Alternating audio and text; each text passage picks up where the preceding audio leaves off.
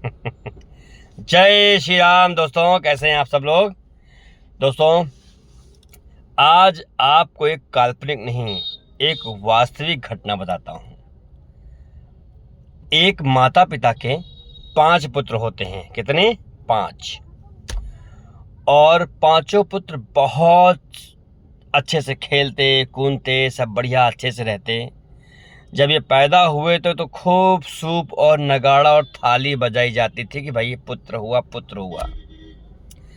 धीरे धीरे चलता गया, बड़े पुत्र की शादी होती है और बड़ा पुत्र फिर जो है परिवार से अलग हो जाता है और अपना थाली लुटवा कोटवा लेके अलग। ठीक है, बचते हैं 4 पुत्र। 4 पुत्र माता और पिता साथ रहने लगते हैं। फिर साल भर बीता तो चौथे पुत्र की शादी हो जाती है। चौथा पुत्र वही करता है, जब खटपट होने लगता है तो फिर कहता है अपनी वाइफ को लेके हम अलग रहेंगे। फिर वो भी अलग हो जाता है। उसके बाद फिर बचते हैं 3 पुत्र और 3 पुत्र माता और पिता। धीरे धीरे करके फिर साल भर आता है और साल भर में तीसरे पुत्र की शादी हो जाती है और तीसरा पुत्र भी वो 6 महीने बाद वही करता है जो 2 भाइयों ने किया था, अपनी वाइफ को अलग लेके अलग रहने लगे। फिर आता है नंबर, फिर 1 साल बीत जाता है और उसके बाद फिर दूसरे पुत्र की शादी होता है। तो 4 भाइयों ने ऐसा किया था तो दूसरा पुत्र क्यों करे, फिर दूसरा पुत्र भी अपने बीवी को लेके अलग हो जाता है। और अब माता पिता और 1 पुत्र रहता है। और उसके बाद धीरे धीरे करके 2 साल बाद 5वें पुत्र की भी शादी हो जाती है और वो भी अपना बोरिया बिस्तर उठा के अलग रहने लगते हैं। और 5 पुत्र की शादी की सारी व्यवस्था उनके माँ बाप के कंधों में रहती है। वो 5 पुत्र की शादी कर्जा लेके, रुपया व्यवस्था करके, बारात ले जाके शादी किया और 5 पुत्र का कर्जा अपने पास रखते हैं। फिर क्या था, 5 पुत्र अपना बीवी बच्चे लेके अलग हो जाते हैं। उसके बाद सब लोग कहीं ना कहीं, कोई गुजरात चला गया तो कोई जहानाबाद, कोई मुंबई, कोई लखनऊ। सारे पुत्र अपने बीवियों को लेकर अलग अलग जगह रहने लगे। कुछ दिन बाद जब देखा कि जो है मुंबई में रहने वाला देखा कि अरे यार तकलीफ़ ज़्यादा आ रही है, कहीं सिलेंडर ख़त्म तो कहीं भाड़ा देना है तो कहीं ये देना है, तनख्वाह कितनी 18,000। इस तरह सब पूरी ख़त्म हो जाते हैं। फिर परेशान हो जाते हैं तो सब लोग अपनी बीवी लेके घर में छोड़ देते हैं। 5 की जो है 4 बहुएं घर में आ जाती हैं और 4 के पति बाहर कमाते हैं।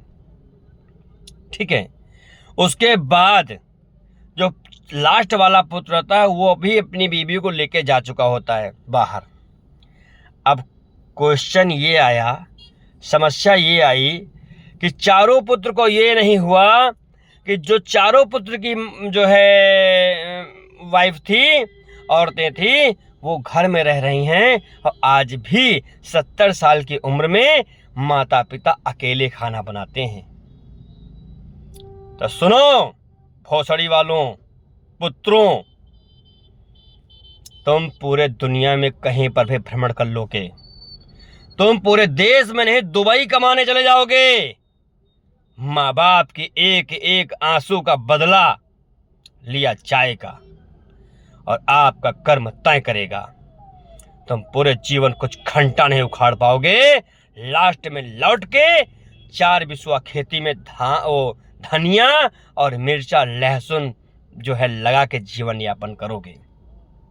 अरे साले कुत्तों, अपनी पत्नियों से ये नहीं कह सकते हो कि माँ बाप को खाना खिलाओ। कितना खा लेते हैं बे।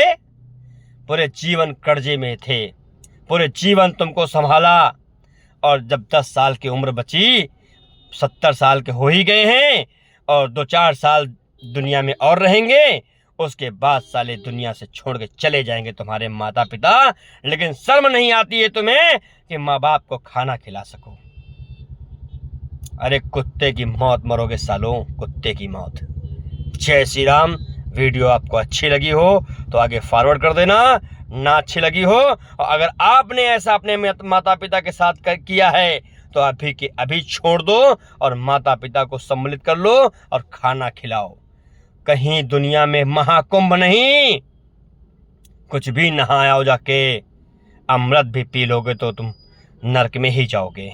माता पिता को साथ रखो, उसके बाद माता पिता को भी कुंभ नहलाओ और तुम भी नहाओ। उसके बाद आपको जो है अमृत पान होगा। जय श्री राम।